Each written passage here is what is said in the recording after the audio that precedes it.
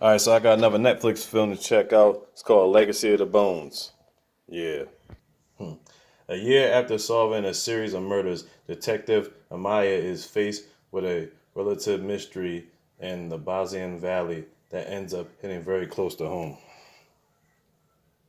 Word.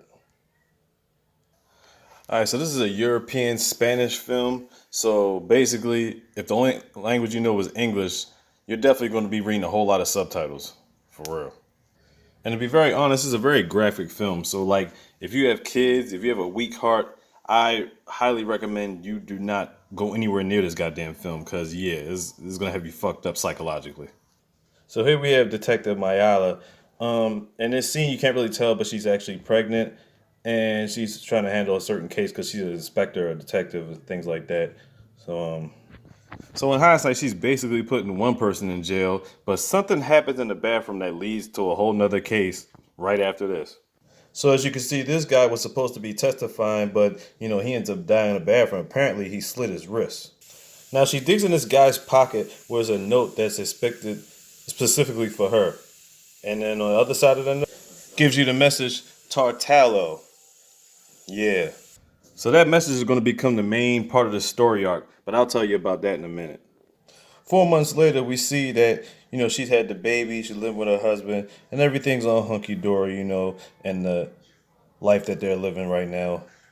So they have their problems in between the movies, more so because the husband really wants her to be at home, but she's always at work, things like that. And you're a detective, that's what you got to do. So it's not really, a big part of the story arc, whatever like that, but he's there to stick it in and out. Like he loves her to death, loves his kid. That's how it is.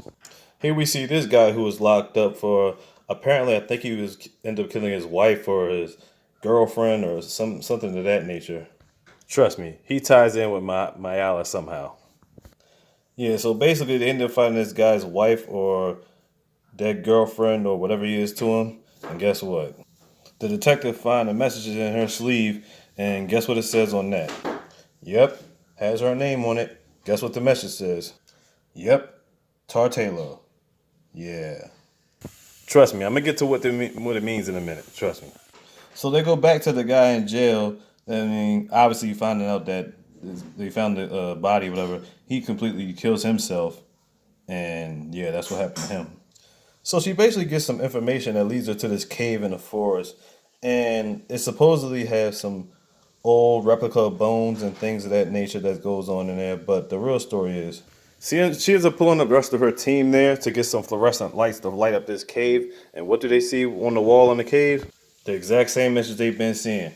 Tartalio. Yeah.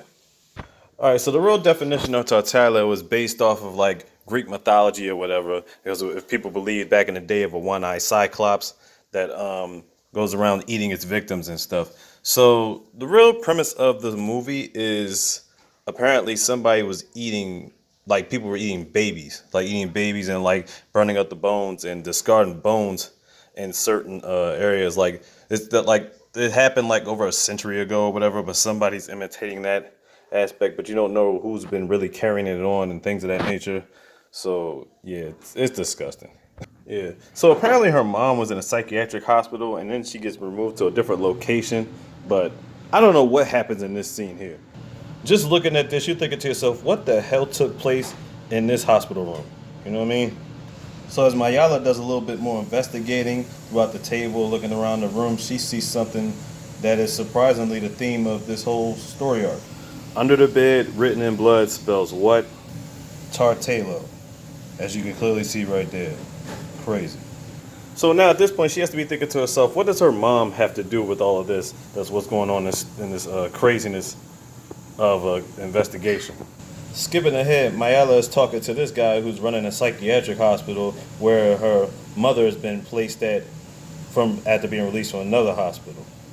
He's there trying to keep the patients protected, but at the same time, she doesn't put a whole lot of trust in what he's trying to accomplish or do here. He says some certain things that kind of threw her off. So now the doc goes in and gives her a chance to see her mom, which she probably hasn't seen in years. So they're about to let her see her for the first time in a while. So there's her mom as she's sitting there, not really comatose, but she's like singing certain hymns, and I don't know exactly what the hymns are, but it's like it just throws you off. And she's in the background looking at her at this point. Now, as you can see her face, you could tell there's a lot of things running through her mind, but you could tell she's clearly terrified of her mom for reasons I will not explain here because I want you to watch this movie and enjoy it. So trust me, I didn't spoil this movie for you. Like, if you think I explained a lot, trust me, I only touched the tip of the iceberg. But bottom line is, another Netflix film, The Legacy of the Bones. Check it out. If you have a weak stomach, don't even bother.